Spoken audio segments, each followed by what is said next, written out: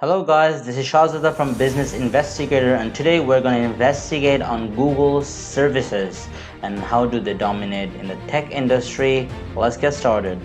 Google sees innovation as a part of the mission of the company and empowers its employees to get creative. This is how an internet company started building wearable tech, mobile operating systems, driverless cars, and renewable energy. Money is no longer Google's primary concern, as it is enough to make the capital investment needed to create a beta version seem small in comparison.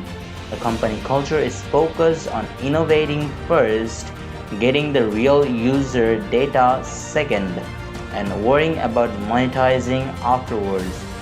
With Google's ability to generate revenue through AdWords, the monetizing of a product is fairly straightforward as long as enough people want to use it.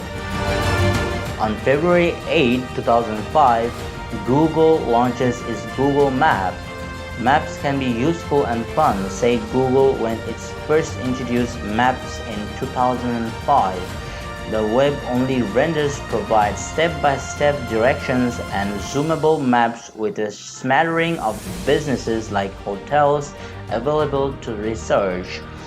It wouldn't be until 2009 when Google would roll out turn-by-turn GPS navigation for maps on smartphones. Like things got really useful, but it wasn't very much fun for incumbents like TomTom and Garmin. October 9, 2006, Google acquires YouTube. After outbidding companies like Microsoft, Viacom, and Yahoo, Google bought YouTube for a tidy $1.65 billion. The deal was mutually beneficial for both parties. Google owned the world for online video traffic, and YouTube, barely a year old at the time, gained access to Google's hefty resources. The two remained in separate offices. However, Google's headquarters were located in the Mountain View and the YouTube stayed put in San Bruno.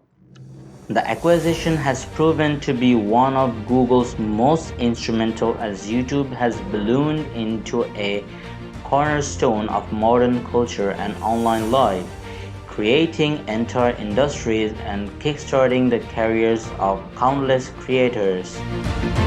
On April 14, 2007, Google acquires Doubleclick and cements its ad empire. Google established itself back in 2000 as a dominant force in web advertising with the launch of AdWords. That was the company's proprietary and automated digital auction system that led advertising. Google established itself back in 2000 as a dominant force in web advertising with the launch of AdWords. That was the company's proprietary and automated digital auction system that let advertisers instantaneously bid on top sponsored spots on its search results page every single time a user typed in a selection of keywords into the search bar. In 2007, having already launched its AdSense product that let website owners place and target ads, Google cemented its dominance in the ad industry with the acquisition of Doubleclick for $3.1 billion, which at that time was its most costly acquisition, second only to acquiring Motorola Mobility for $12.5 billion for 4 years later. With Doubleclick, which specialized in display ads and ran its own exchange, Google further expanded its pervasive and ad empire across the internet. On September 2, 2008, Google launches the Chrome browser. Google hired several Mozilla Firefox developers, and together they made Chrome for Windows, which later came to other operating systems. It was still a beta version, and it already had sandbox tabs for faster and more stable browsing. Google made a 40-page comic explaining how Chrome worked to go along with the announcement. Over the course of 4 short years, Google's browser had grown more popularity than Firefox and Internet Explorer. 10 years later, Chrome is now the world's dominant web browser within around a 60% worldwide usage share and is the largest driving force keeping Google search more relevant today than it's ever been.